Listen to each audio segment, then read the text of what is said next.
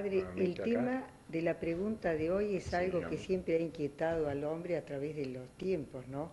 ¿A dónde van a parar las almas de los difuntos después de la muerte según el cristianismo? Sí, esta es una pregunta que ha dado mucho de hablar siempre y la respuesta cristiana es muy rica porque hay varios lugares.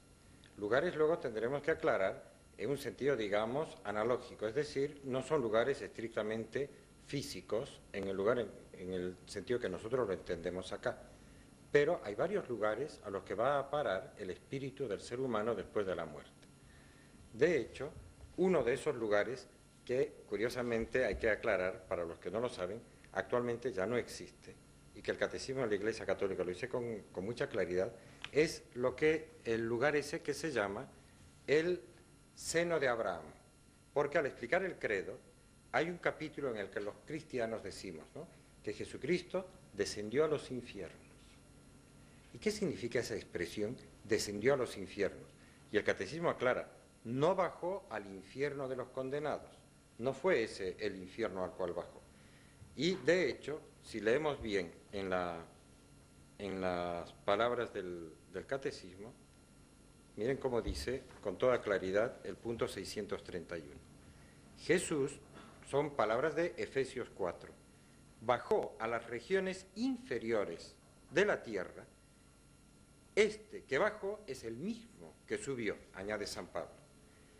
A las regiones inferiores, ínferos en latín, ha hecho que se traduzca al castellano como infierno, es decir, mundos inferiores, que era una especie de imaginación que había en la antigüedad, que el mundo de las almas estaba bajo tierra, en los mundos inferiores, ínferos, de ahí viene infierno. Pero no hay que tomarlo en el sentido de lugar a donde van los condenados, sino al lugar donde van las almas de los que han muerto. Y en concreto, ¿a dónde fue Jesucristo? La Escritura añade que fue al seno de Abraham, es decir, un lugar que actualmente no existe, pero antes de la pasión de Cristo sí existía, que era aquel lugar en el que estaban todos los que habían muerto antes de Cristo y habían sido gente santa.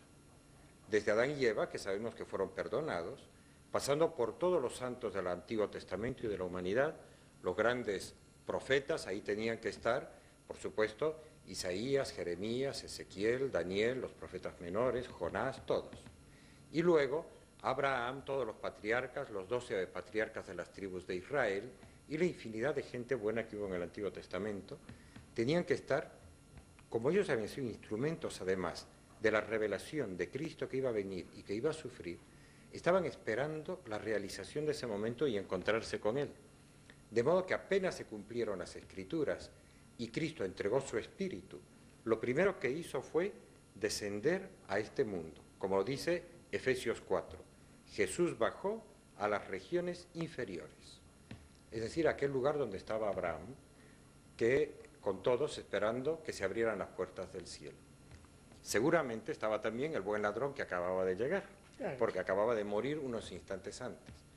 Y tuvo que ser una época que es distinto el tiempo de las almas separadas de los que estamos aquí todavía con nuestros cuerpos, en las cuales Cristo les explicó y les hizo entender todas las profecías y cómo con Él se había cumplido todo y que a partir de ahora podían entrar a la visión cara a cara de Dios mismo, que es lo que nosotros llamamos el cielo. Ahora bien, ese lugar era un lugar físico. Lo que hay que decir es que no. Esto ya es, digamos, una conclusión teológica que ha sido explicada por los últimos papas, muy en concreto por Juan Pablo II en varias ocasiones. No puede ser un lugar físico porque las almas separadas de sus cuerpos no son realidades físicas, claro, son puramente espíritus. Claro. De modo que habría que, por usar el lenguaje humano, en un lugar propio de los espíritus, en un lugar que es espiritual. ¿Y qué significa eso? Sobre todo, desde nuestro punto de vista, hasta donde podemos entender, son estados particulares en que están los espíritus de los seres humanos lejos de sus cuerpos. En este caso concreto estaban en un estado de paz y de alegría y probablemente de diálogo entre ellos, esperando a Cristo. Cuando Cristo llegó y les abrió las puertas del cielo, dejaron ese estado que era de espera y pasaron ya al estado de gozo, a lo que nosotros llamamos el cielo. Un estado en el cual tienen la dicha de haberse encontrado cara a cara con Dios. De modo que ese es otro de los lugares a los cuales van las almas de los que han muerto, según la doctrina cristiana. Se van a estar con Dios cara a cara. Por ahora, ese lugar no tiene absolutamente nada de físico. Por ahora quiero decir, mientras dura la historia de la humanidad, porque llegará el momento que también nos lo ha prometido Dios de la resurrección. De modo que los que ahora están en el cielo, sin sus cuerpos, empezarán a existir con sus cuerpos. Y a partir de ese momento será necesario un mundo material, porque los cuerpos de los resucitados ocuparán un lugar físico.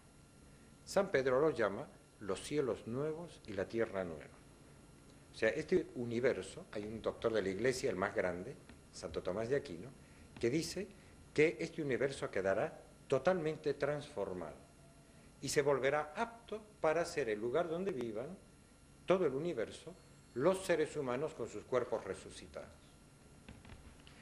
Tal vez, esto es una pura especulación, tal vez esta inmensidad de este universo, que sabemos que tiene tantos miles de millones de años luz, y que es obvio que el ser humano, dentro de ese lapso de vida tan breve que tiene, nunca lo podrá visitar ni conocer, probablemente está en expectativa de la resurrección de los hijos de Dios, que con nuestros cuerpos resucitados todo el universo se volverá a nuestro lugar, y por supuesto que lo conoceremos entero, ¿verdad? Es una hipótesis. Es una hipótesis, porque si no la inmensidad del universo no tiene mucha otra explicación. De todos modos, todavía no existe ese lugar físico, pero existirá. El otro lugar al que también van los que han muerto en pecado mortal, y que alguna vez ya lo hemos mencionado en estas charlas, es ese lugar que nosotros llamamos, y que la Biblia llama, el infierno de los condenados, el lugar de la segunda muerte, que es un lugar horroroso y espantoso de mucho sufrimiento. Y, como dice muchas veces el Evangelio y lo resume el Catecismo, Jesús habla con frecuencia de la gehenna y del fuego que nunca se apaga, reservado a los que hasta el fin de su vida rehúsan creer y convertirse, y donde se puede perder a la vez el alma y el cuerpo. Es decir, que el día de la resurrección, los que se hayan condenado para siempre lejos de Dios, cuando resuciten, también, como dice Cristo, en Mateo 10:28 está, tanto en el alma como en el cuerpo estarán en un lugar lejos de Dios. Ese lugar será un lugar distinto del universo de los que han resucitado para la gloria eterna. Pero es un lugar horroroso, porque se sabe que será un lugar en el que también el cuerpo resucitado estará sometido a todo tipo de dolores y tormentos. Es una cosa misteriosa. Acá no hay muchos datos en la Escritura. Nuestro gran teólogo, que es Santo Tomás de Aquino, dice que por lo menos tenemos un ejemplo de cómo la materia se une con el espíritu, que es el ser humano. Si el alma humana puede estar encarnada, no hay ningún obstáculo para que no pueda estar también enfuegada, si Dios quiere hacerlo. De modo que actualmente no es tan, digamos, tan raro hablar de un fuego para los condenados, pero en lugar de estar unidos a un cuerpo humano, están unidos al fuego, a algún tipo de fuego, ¿verdad? Están enfuegadas. Y cuando venga la resurrección, tanto el cuerpo como el alma estarán enfuegadas, porque así dice la Biblia, que existe fuego. Es una cosa verdaderamente espantosa, pero será un lugar físico de tormentos.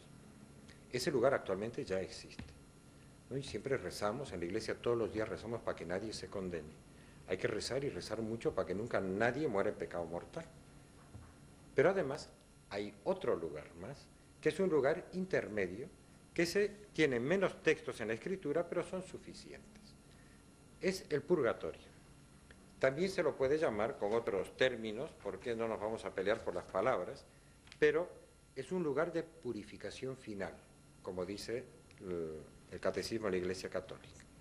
Y es un lugar donde actualmente hay probablemente millones de personas que están terminando de purificarse lo que no se purificaron acá en la tierra. Bueno, padre, vamos a tener que hacer una pausa y nos volvemos a encontrar para continuarlo. ¿Cómo no?